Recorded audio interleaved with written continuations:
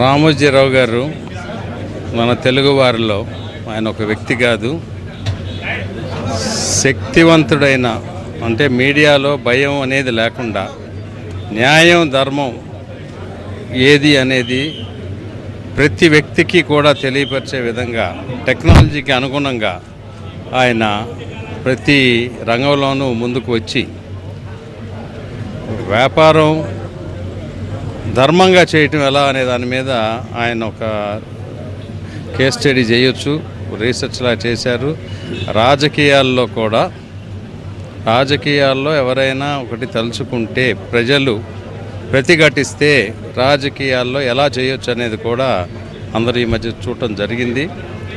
కాబట్టి సరే, కాలధర్మం ప్రకారం మనుషులు వస్తుంటారు పోతుంటారు, కానీ ఆయన జన్మ అనేది మన తెలుగు వారందరికీ కూడా ఒక గొప్ప అదృష్టం. ఆయన స్వర్గస్థులు అవ్వటం తెలుగు వారందరికీ కూడా చాలా తీరని నష్టం.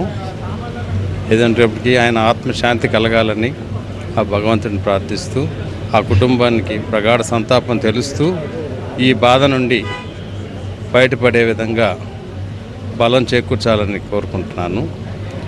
రామోజీరావు గారిని ఈ మీడియా వ్యవస్థల నుంచి అసలు ఆయన మీడియాలో ఎలా ఉండాలి అనేది నేర్పించిన వ్యక్తి గత 4 శతాబ్దాల నుంచి. కాబట్టి మీడియాకు కూడా మీడియా రంగం మొత్తానికి కూడా ఇప్పుడు ఈరోజు ఏ ఎడిటర్ని కానీ ఏ జర్నలిస్ట్ని కానీ చూసినా ఆయన దగ్గర ట్రైన్ అయిన వాళ్ళే.